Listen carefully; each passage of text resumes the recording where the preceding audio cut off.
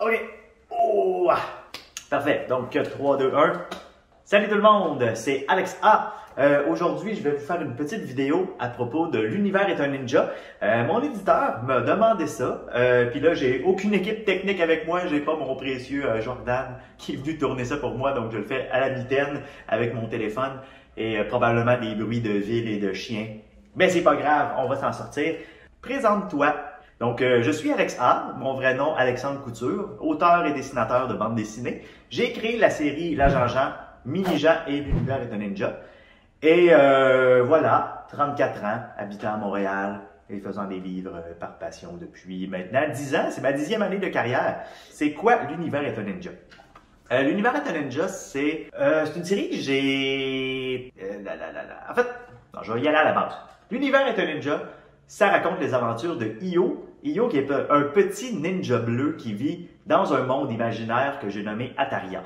Ataria qui est, si on veut, une espèce de prototype d'univers. C'est l'univers qui est venu avant l'univers qu'on connaît. C'est comme une espèce de grande terre plate, puis c'est tout ce qui existe. C'est un monde dans lequel la magie, les dieux existent. C'est une espèce d'univers fantastique, mais très absurde en même temps. J'ai essayé de mélanger comme un univers où c'est comme aussi épique et fantastique que le Seigneur des Anneaux, disons, mais c'est aussi absurde que Super Mario Bros. En fait, il y a beaucoup d'influences de jeux vidéo là-dedans. Puis c'est une série dans laquelle j'avais le goût de m'amuser. J'avais le goût d'inventer une histoire mythologique, inventer une mythologie pour mon univers de bande dessinée, mais tout en m'amusant, en niaisant, en inventant des personnages super absurdes. Donc c'est ça, l'univers est un ninja. Comment décrirais-tu Io, le personnage principal? Io, je vais t'ajouter une petite job de montage ici, Jordan. Io qu'on peut voir ici, ding, qui apparaît. Oui, Io, un petit ninja, c'est un petit ninja muet. J'ai décidé que ça allait être mon premier personnage. Un premier personnage qui ne dit pas un mot jamais. Assez audacieux, des fois assez difficile à écrire, mais j'aime beaucoup. Ça rend le personnage très attachant, très touchant. Puis c'est un petit bonhomme qui avait une vie très tranquille. Pas beaucoup d'histoires, pas beaucoup de véhicules et qui, par une espèce de jeu de hasard et de circonstances, se retrouve en plein dans une quête pour carrément sauver l'univers, sauver Ataria. C'est l'histoire classique du héros qui a l'air de rien, qui se retrouve dans une méga aventure. Personnage qui est quand même un peu inspiré de moi peut-être. Un peu aussi comme la Jean-Jean aussi est inspiré de moi, là, on va pas se le cacher. Tous les personnages principaux me ressemblent beaucoup. Et Io fait partie de ça. C'est mon côté plus timide et réservé, disons, que la Jean-Jean qui est mon côté naïf et trop content. Doit-on avoir lu la Jean-Jean pour comprendre l'univers est un ninja? Non, c'est deux séries quand même séparées. Ça se passe dans le même univers, mais des milliards d'années avant. Donc, les deux histoires s'entremêlent pas vraiment. Donc, non, sentez-vous bien à l'aise de commencer par la série que vous voulez. Est-ce qu'un fan de la Jean-Jean peut trouver des références? Oui, absolument. Oui. Parce que, comme j'ai dit, l'univers est un ninja, c'est une histoire mythologique où je raconte comment l'univers a été créé. Donc, le même univers que la Jean-Jean. Alors, les dieux qui ont créé le monde existent aussi dans le monde de la Jean-Jean. C'est juste qu'ils sont pas là, sont pas présents physiquement, mais c'est des histoires anciennes.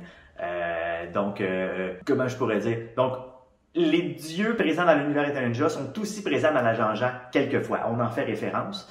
Mais sinon, pas plus que ça. Peut-être des petits clins d'œil visuels d'un fois. Il y a un petit clin d'œil à la Jean-Jean dans le tome 2, l'univers est un ninja par exemple, mais c'est quand même deux affaires assez séparées.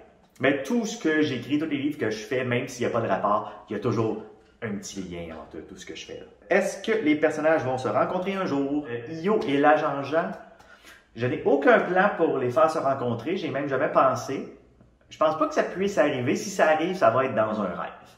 C'est tout ce que je peux dire. C'est la seule chose qui serait possible. Quelques années sont passées depuis le tome 3, effectivement. Avais-tu hâte de te replonger dans cet univers? Oui, j'avais hâte, mais j'étais aussi un peu inquiet parce qu'honnêtement, le tome 4 de la série, c'est celui que je savais le moins ce que j'allais faire avec. Quelle phrase bizarrement construite. Ce que je veux dire, c'est que quand j'ai commencé ma série, en fait, quand je commence n'importe quelle série, j'ai toujours un plan de chacun des livres, ce que ça va être. Je sais où je m'en vais, je sais comment le dernier livre de la série va finir.